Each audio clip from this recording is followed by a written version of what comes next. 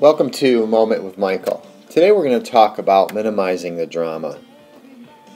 But first I'd like to start off with a definition of what drama means. Drama means with regards to a relationship. Drama refers to emotional upheaval or turbulence felt in a relationship on an episodic level that has no resolution. The second definition I came across, which I found to be very interesting, was drama is any harsh negative actions directed from a woman to man where the man is the target, said negativity. Screaming, nagging, complaining, arguing, demands, crying at you, threats, ultimatums, the silent treatment, refusing sex because of non-medical reasons. All of these things are drama, and there are many others. But I don't necessarily agree that it's just directed from a woman to man. I also believe that men are drama queens too.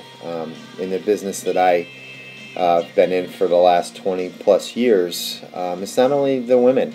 Men have their own way of creating drama in their relationship, and men do nag, they do complain, they do argue. Men are notorious for silent treatments. So women, you're not the only ones who create drama. Men do it too, and I'm here to say it. I create it at times as well.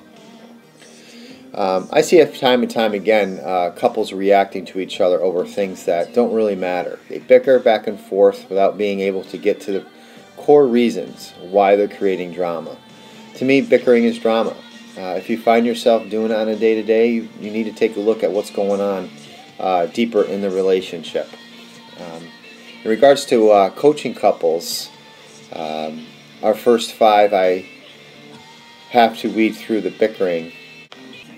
In regards to coaching couples, I've learned that it takes at least 5 sessions most of the time to weed through all the bickering and reacting so I can get to the core of the problem that's unresolved. There are many things for you and your partner, significant other, wife, husband, need to consider and be aware of. The key to minimizing drama in your relationship is to be aware that you're causing it. Look for triggers, feelings that cause you to overreact and create arguments for no reason. If you're picking fights, admit it. Take a look at what really is going on deep within your soul. Don't pretend, don't be afraid to really take a look at what you're not happy with.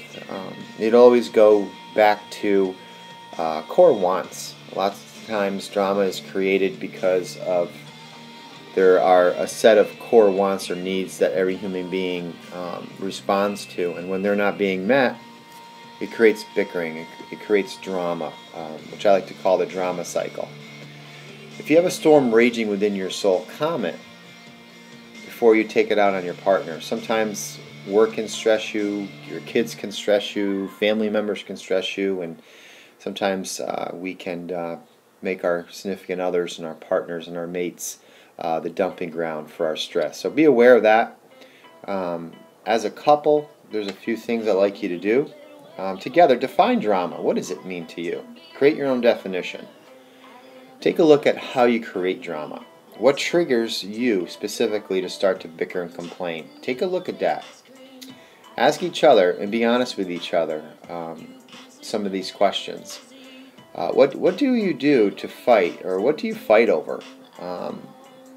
In the end, where you say, what was that about? I mean, oftentimes in sessions, couples will argue and argue and argue, and I'll stop them and say, what are you fighting about? And they'll both turn to me and say, we don't know. So try to stay on track with working out problems and problem solving. And ask each other, how can we do better at calming our storms so we don't rain on each other? That's huge. Again, I talked about that a second ago, about displacing your anger, stress on each other. Big mistake as it relates to drama and confusion and just separation. I really think as a couple you need to come up with strategies to handle times when either one of you continuously has a problem, or I like to say catastrophe. Discuss ways in which you can set limits without hurting each other's feelings. I think you should listen share the burdens, and make sure you don't take them on. Make sure you're not taking out your problems, hurts, hang-ups out on each other. Again, I just can't stress that enough as it relates to really reflecting on ways that you could set limits with one another without hurting each other's feelings. Resist trying to fix one another. It's really common in relationships, old relationships, meaning relationships, people that have been together for years, or even beginning relationships. As I do premarital counseling, that's one of the topics or sessions I like to focus on, is making sure that both people aren't trying to fix one another. There's a clinical term called codependency, but we'll talk about that in later sessions. So resist trying to fix one another. This is very common. It's a noble gesture, but it doesn't work. Also, don't look to be fixed by your partner.